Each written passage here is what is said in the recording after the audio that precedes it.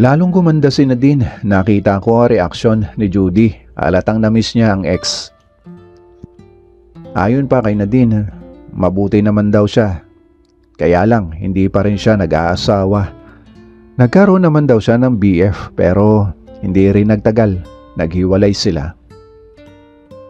3 buwan din daw siyang magbabakasyon.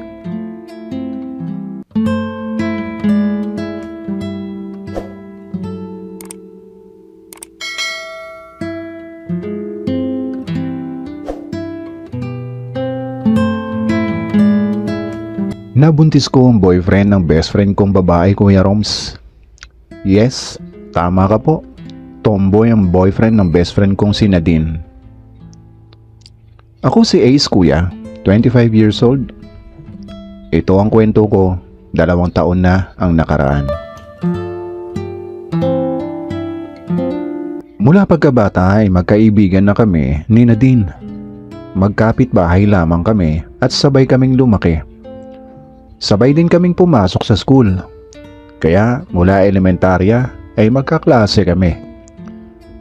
Sabay kami kung pumapasok at sabay din kung umuuwi. Magkaibigan din ang aming mga magulang. Kapag may mga projects ay nagtutulungan kami. Pero nang mag-high school ako, lumipat kami ng ibang bahay. Sa kabilang village nga lang. Pero hindi naman ito naging hadlang sa pagkakaibigan namin. Same school at magkaklase pa rin kami. Pero ako, nagkaroon ako ng pagbabago ng pakiramdam. Nagiba ang tingin ko kay Nadine. Pakiramdam ko higit pa sa kaibigan ng nararamdaman ko. Nahuhulog ang loob ko sa kanya. Pero kailangan pigilan ko. Hindi maaari. Dahil alam ko ang mga gusto ni Nadine bilang kaibigan ko at hindi ako kasama sa mga gusto niya. Gusto niya ako bilang kaibigan. Okay na sa akin ang ganito. Masaya na ako kapag nakasama ko siya at nakakausap. Pero nang magtapos kami ng high school ay may nanligaw sa kanya na isang tomboy. Siya si Judy. Magandang babae sana. Matangos ang ilong, kissable lips at makinis. Maalaga kasi siya sa kanyang katawan. Kaya lang, tomboy talaga. Kaya gwapo na rin. Sinagot siya ni Nadine. Nasaktan ako pero hindi ako nagpahalata. Ang ginawa ko, nag-enroll ako sa ibang university na mag-college na. Sila naman ni Judy ay sa parehong university nag-enroll at parehong course ang kinuha, nursing. Kahit ganun, masama ang loob ko, updated pa rin ako kay Nadine. Nag-uusap kami ng kagaya ng dati. Ipinakita ko walang nagbago sa akin, pero ang totoo, sobrang sakit na talaga. Kapag nakikita ko ang mga pictures nila na magkasama at sweet. Habang madalas na ganito ang pakiramdam ko, lalo akong nag-iisip ng mga bagay kung paano ko sila mapaghihiwalay. Masakit kasi talaga sa akin na isang tomboy ang boyfriend ni Nadine. Mas okay pa sana kung lalaki, medyo magaan kung matatanggap yon. Ganun pa man, patuloy ang pag-aaral ko at tuloy din ang pag-aaral niya. Kapag sem break or walang pasok, umuwi ako sa amin. At nagkikita naman kami ni Nadine.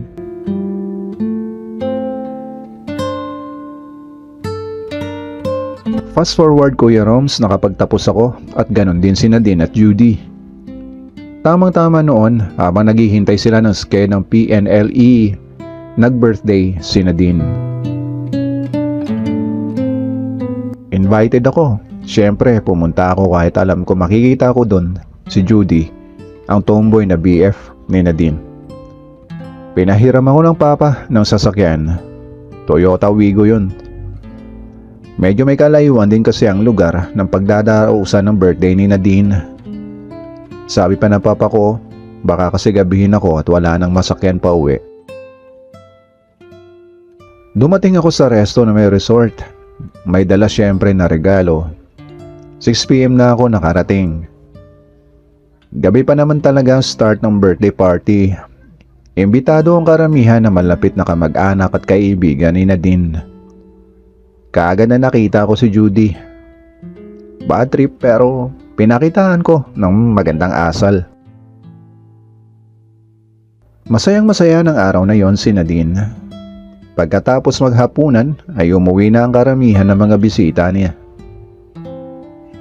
Pati parents niya ay nauna nang umuwi. May iilang barkada at kaibigan na lamang ang naiwan. Siyempre, hindi nawala ang inuman. Uminom ako pero hindi ako sumabay sa kanila. Magmamaneho pa ako guys. Hindi ako pwedeng malasing. Nakita ko si Nadine at Judy na panay ang tagay. Tapos sobrang sweet pa nila sa isa't isa. Hindi pa rin ako nagpapahalata ng gabing yon na nasasaktan na ako sobra. Lalo pa nga si Nadine lang nakikita kong sobrang ganda ng mga oras na yon. Habang nagiinom nga ay natanong ako ni Judy. Siya nga pala, Ace, matanong ko lang ha, ba't hanggang ngayon wala ka pa rin girlfriend? Nagkaroon ako ng girlfriend, hindi nyo lang alam. Dahil magkaiba tayo ng pinasukang university. Totoo naman talaga na nagka-GF ako, kaya lang nang mag-graduate kami ay nakipaghiwalay siya sa akin. Hanggang napansin ko na lamang na unti-unti nang nagsisialisan na ang mga naiwang bisita ni Nadine. Kaming tatlo na lamang ang naiwan. Pero si Judy, lasing na talaga, sobra. Ako naman ay hindi pa kasi nag-control nga ako ng pag-inom ko dahil magmamaneho pa. Maya-maya ay dumating na ang daddy ni Nadine. Sinundo na siya para umuwi na. Bago umalis ay nakiusap naman si Nadine sa akin na ihatid ko na sa bahay nila ang boyfriend niyang tomboy dahil lasing na talaga at wala nang masakyan pa uwi. Mag-aalas 12 na ng gabing yon. Pagkaalis ni Nadine ay itinayo ko na si Judy para sumakay sa kotse ko. Hindi na pantay ang lakad. Habang tinitingnan ko nga siya ay may planong nabuo sa utak ko. Umalis na kami habang umaandar ay panay sulyap ko kay Judy na nakaidlip. Maganda rin talaga tong tomboy na to. Sayang. Bigla kong itinigil ang sasakyan sa alanganing lugar. Dahil nga alas 12 na ng hating gabi, wala nang masyadong sasakyan na dumadaan. Medyo malayo pa ang village na kinaroroonan ng bahay nila Judy.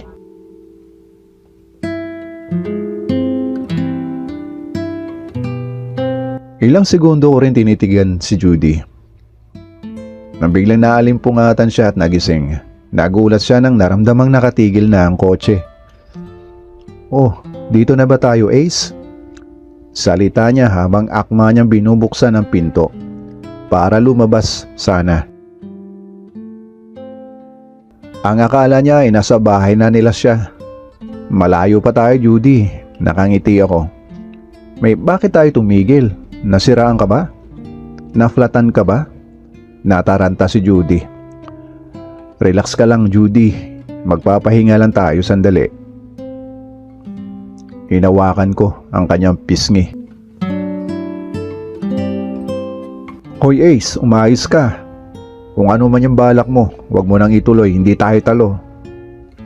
Nagulat ako kay Judy dahil biglang bumunot ng 29 sa giliran niya at itinutok sa akin. "Wag mo nang subukan, Ace. Gigripuhan kita." Hindi naman ako natakot dahil sa kalasingan niya, kayang-kaya ko naman agawin ito sa kanya. Mabilis ang kamay ko, nahagaw ko ang hawak niyang 29.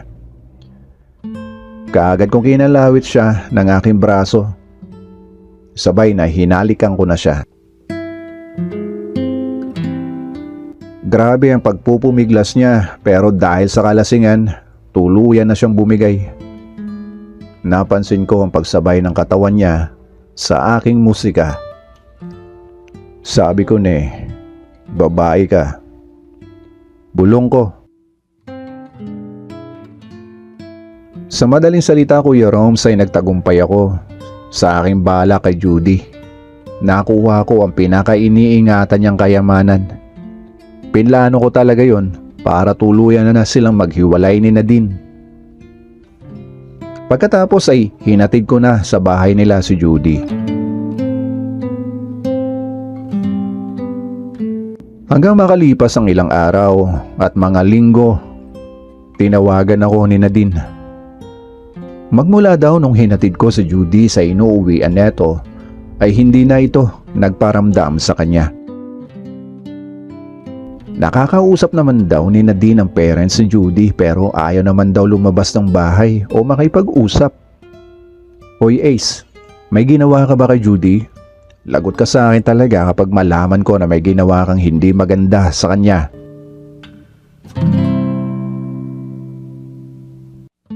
Kahit nagtagumpay ako, Kuya Roms, ay kinabahan ako at natakot. Baka biglang ipahuli ako ni Judy sa mga pulis dahil sa ginawa ko. Makalipas ang 2 buwan, nabigla ako at natakot dahil nagpunta sa bahay si Judy kasama ang mga magulang niya. Nang makapasok sa bahay ay napansin ko mga dala nilang pagkain at kinausap ang magulang ko. Ace, kailangan panagutan mo ang ginawa mo sa aming anak.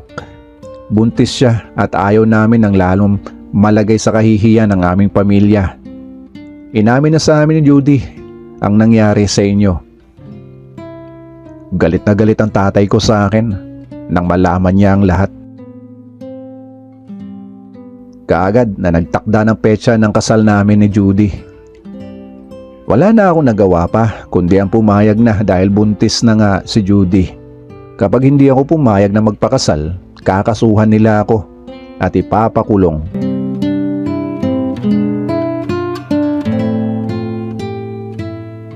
Habang ikinakasal na kami ni Judy, sobra akong naawa kay Nadine. Walang tigil ang pagtulo ng mga luha niya. Mahal na mahal niya si Judy. Halos 5 taon din silang magkarelasyon. Gusto man niyang pigilan ang kasal namin, pero hindi na niya ginawa. Ramdam ko ang kirot na nararanasan ni Nadine. Dahil una, best friend niya ako, mahal niya ako. Tapos boyfriend naman niya si Judy at mahal na mahal niya ito. Kaya lang wala siyang nagawa dahil buntis na si Judy. Alam ko rin na masakit din para kay Judy.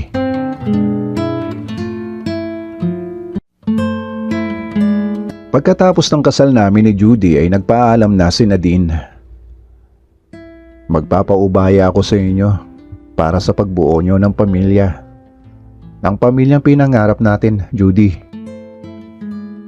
Masakit pero buong puso ko itong tatanggapin. Ito ang bigay ng Diyos. Ace, Judy, alam ko, matutunan nyo ring mahalin ang bawat isa sa inyo dahil pareho ko kayong mahal na mahal at hindi kayo mahirap mahalin. Nagpapasalamat ako kay Nadine at humingi ng kapatawaran sa nagawa kong kasalanan.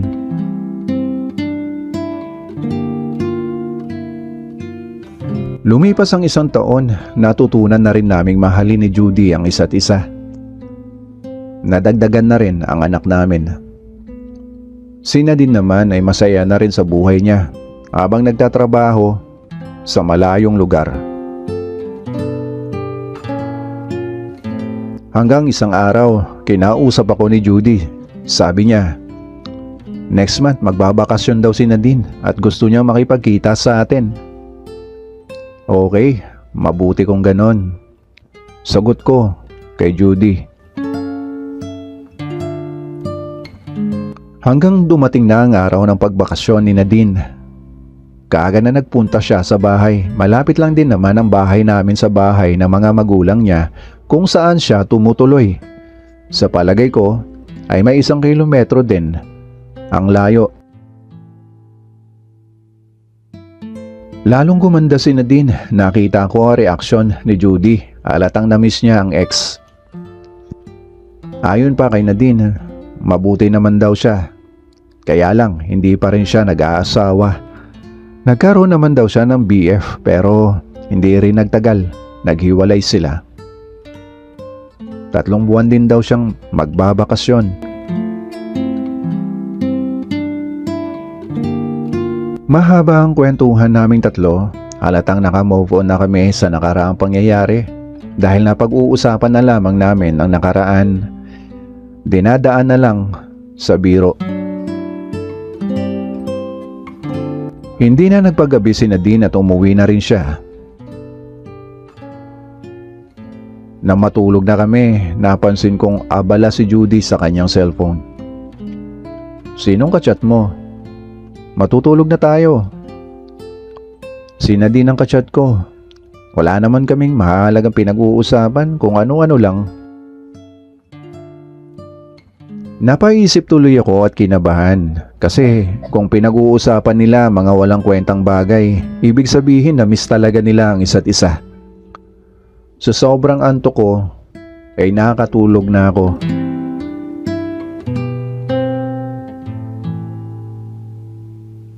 Nagising ako kinabukasan, tulog pa si Judy. Mukhang puyat dahil malalim pa ang tulog kahit umaga na. Napansin kong hawak pa rin niya ang cellphone niya. Dahan-dahan ko itong kinuha at binuksan. Tumambad sa akin ang messenger niya. Si Nadine ang kachat niya kagabi. Naisipan kong alamin kung ano ang pinag-usapan nila.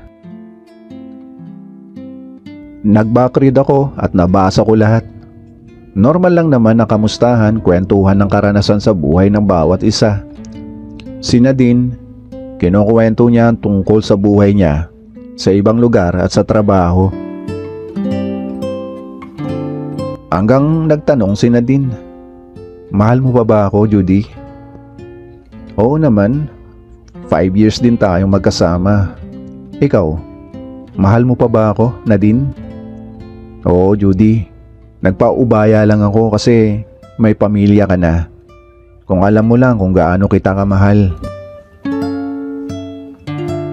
Hanggang niyaya siya ni Nadine na mamasyal daw sila bukas at pumayag naman si Judy. Dahan-dahan ko nang nilapag ang cellphone. Natahimik ako bigla sa mga nabasa ko. Alam ko naman yun eh, bakit nasaktan ako nang sabihin ni Judy kay Nadine na mahal pa rin niya ito.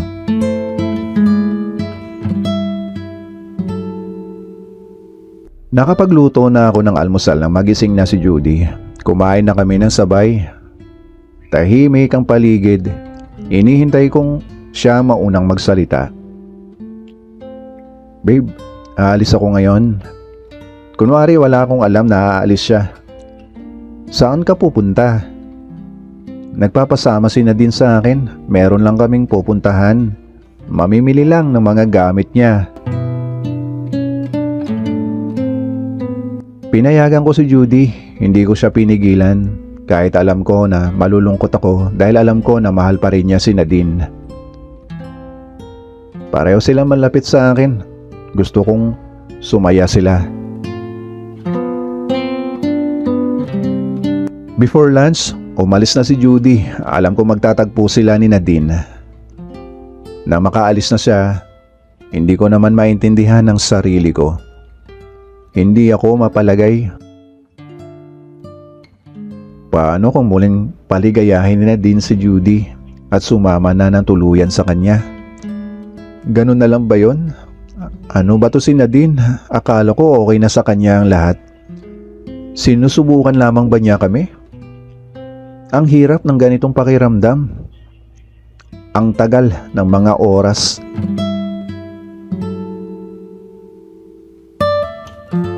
Pero ang inaasahan kong gabi na makakabalik si Judy ay nagulat ako nang bigla siyang dumating hapon pa lang. "Ang aga mo yata, babe." Humalik at yumaka pa siya sa akin. Dinaan ko na lang sa biro ang gusto kong sabihin sa kanya. Akala ko sumama ka na ng tuluyan kay Nadine. Sabi pa sa akin ni Judy, paalis na rin si Nadine pabalik sa trabaho niya. Akala ko ba 3 months ang bakasyon niya? Hindi ko alam sa kanya. Wala namang sinabing dahilan pero babe, mas mahal pala kita kaysa sa kanya. Hindi lang dahil may anak tayo, kundi masaya ako sa'yo at kontento ako. Hahayaan naman sana kita kung gusto mo pa siya talaga. Okay lang kahit masakit. Mahal na mahal kita babe at mahal ko rin si Nadine bilang best friend ko. Sumaya lang kayo. Masaya na rin ako. Ayun na nga Kuya Roms. Gusto pa palang makipagbalikan sana ni Nadine kay Judy pero ayaw na ng asawa ko. Mas pinili niyang sa akin na lang siya habang buhay. Iniisip ko pa rin kung seryoso ba talaga si Nadine na balikan niya talaga si Judy. Salamat Kuya Roms. Ace.